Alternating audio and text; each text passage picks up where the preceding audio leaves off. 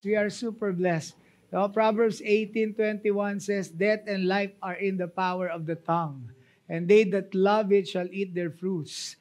If you speak blessing, blessings will come. Blessings will follow. Amen po ba? That's why we must be careful in every word that we speak. Amen. The book of Psalms says, "My tongue is my pen. My lips is the pen of my heart," to my heart. Kung ano yung sinasabi natin, yun na isusulat sa ating mga puso. And out of the abundance of the heart, the mouth speaks. Kaya I encourage everyone, fill our hearts with the love of God. Amen. Kasi kapag puno tayo ng pag-ibig ng Diyos sa puso natin, yan ang lalabas sa bibig natin. Tama po ba? Hallelujah. Kung ano ang laman ng puso natin, yan yung lumalabas sa ating mga labi. Kaya makikilala natin na isang tao pag nagsalita na. Kaya nga kahapon pinag-usapan namin yung listening prayer dito. And I told the young people in the young pro, na-realize nyo ba why God gave us 2 ears and 1 mouth? Mas lamang yung tenga. 2 yung tenga, 1 lang yung bibig. Because the Bible says, be quick to listen and be slow to speak. Amen? Sabi pa ng Book of Proverbs, kapag isang tao hindi nagsasalita, nagmimistulang matalino. Alam niya yung, hindi alam ng kausap mo kung ano yung nasa isip mo dahil hindi ka nagsasalita, nagmimistula kang smart. Dahil ikaw ay hindi nagsasalita. At mas sikapin daw natin yung makinig kesa sa magsalita. And this is a season wherein God is teaching how to listen to His voice. It's very, very, very essential, very important for every one of us to listen to the voice of God, to listen to the instructions of the Lord and obey those instructions of God.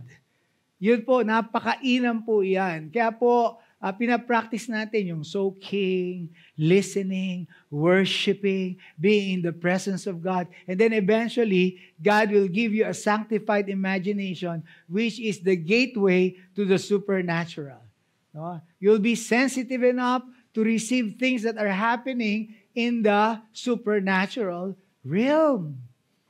No? You'll be able to connect to the spiritual realm with your sanctified imagination. That's why, sabi sa Book of Thessalonians, 1 Thessalonians 5:23, the God of peace Himself shall sanctify us completely, and may our spirit, soul, and body be kept blameless until the coming of the Lord.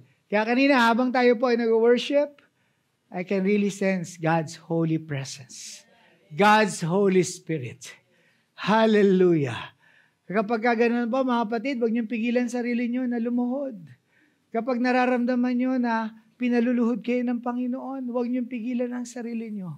No? Sa langit ho, ang mga 24 elders, kapag nagpupuri ng buong sangkalangitan, yung mga elders to, mga judges, part of members of the divine council, they will fall prostrate. Amen. Before God. And they will cast their crowns. They will cast their crowns. No? Hindi po 'yun hindi tamang gawin. Napakainam po. Even on our gesture, on our yung itsura ng yung ating pong paggalang sa Panginoon, pag lumuluhod ka, iba ho talaga. Amen? Pag sumusubasub ka sa harapan ng Panginoon, dahil iginagalang mo siya, pinapupurihan mo siya, pinasasalamatan mo siya, itinataas mo siya, at ramdam na ramdam mo yung iyong pag-ibig sa Diyos, nalulugod ang Panginoon. Amen! Kung napapapalakpak ka, huwag mong pigilan. Kung napapasigaw ka, huwag mong pigilan. Psalms 47 says, clap your hands, all you people. Shout unto God with the voice of triumph. Amen? At meron pang sinabi, come, let us bow down and worship Him. Kaya po, sa worship service, katulad dito, it's very important na inabutan natin yung panambahan. Kasi yun yung oras na ikaw ay nag-e-express ng iyong pasasalamat, pagmamahal sa Panginoon, sa Kanyang mga kadakilan, katapatan sa ating mga buhay. Sino po sa inyo nakaranas sa mga pagsubok itong mga nakarang araw? Taas ang kamay. Sino po? Sino nakaranas na discomfort, di ba? Nakaranas tayo ng trials, troubles, attacks from the enemy. Pero, iniligtas ka ng Panginoon. Hindi ba napakainam na balik mo ang pasasalamat, ang pagpupuri, ang pagsamba sa Panginoon. No? At patuloy na pinararanas ng Diyos ang kanyang dakilang katapatan sa ating mga buhay. I tell you mga kapatid, ang Diyos sa pinililingkuran natin, hindi nagbabago.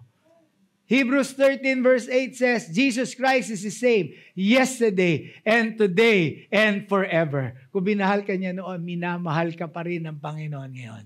At patuloy kang mamahalin ng Panginoon. At ang sabi niya, hindi kita iiwanan, hindi kita pababayaan. Hebrews 13 verse 5. Amen! And in the book of Isaiah, it says, don't be afraid because I am with you.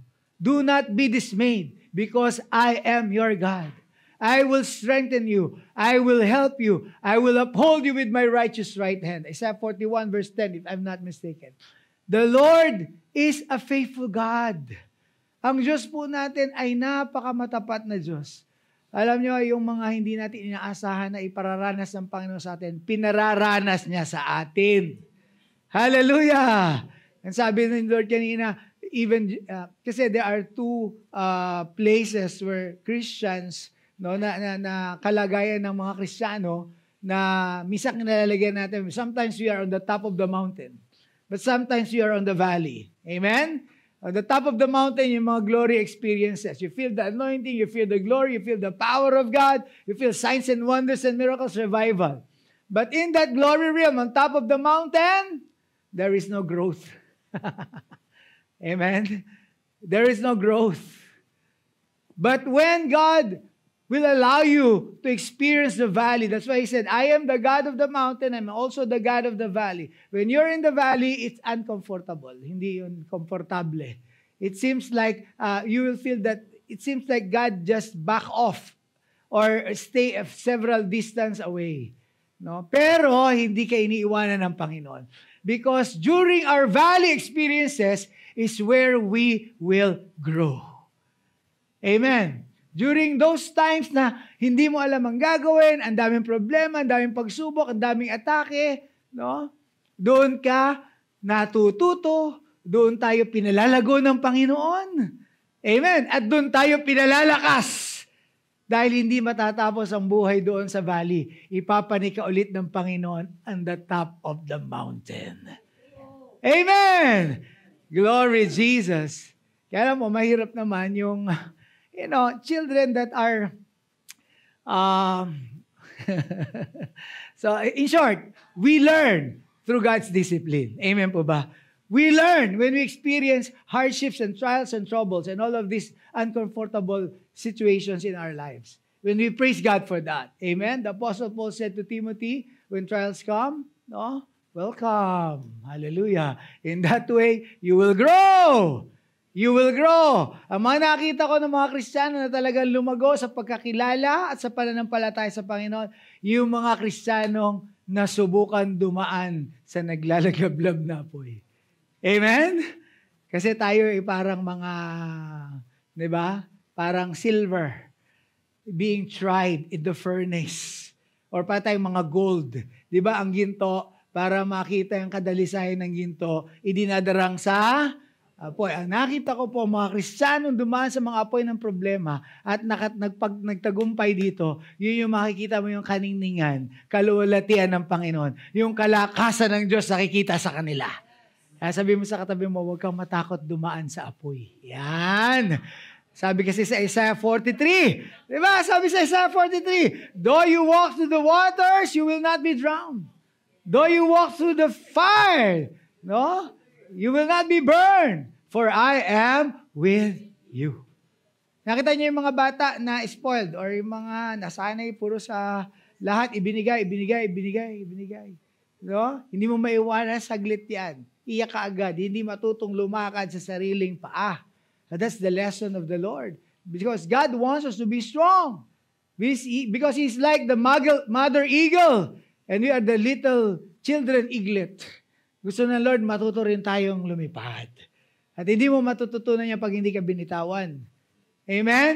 Matututo bang lumipad po yung eaglet, no? Kapag hindi binitawan ng mother eagle, binibitawan niya. Kaya sabi mo sa katabi mo, minsan binibitawan pero hindi iniiwanan. Amen ba? At natututo tayo doon. Amen. So this is the content of my heart. Because I've been sensing, marami sa atin, mga kapatid, nangangailangan ng encouragement. Kasi kung kami, nararanasan namin ang mga pagsubok sa buhay, ang mga atake ng kaaway, hindi naman kayo exempted. Hindi rin kami exempted. Diba? Sabi ni Apostle po, huwag kayong magtaka kung may Apostle James. Diba?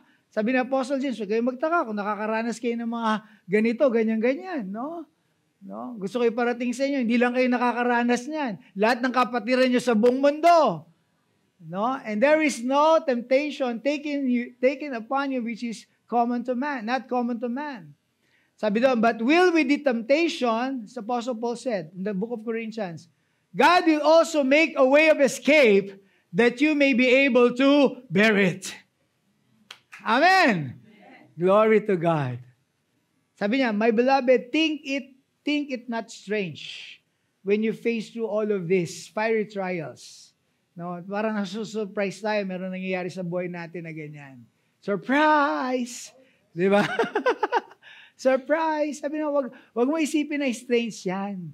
No? Kasi, common yan sa lahat ng kapatiran. No servant is greater than his master. Amen? Pero anong pangako ng Panginoon?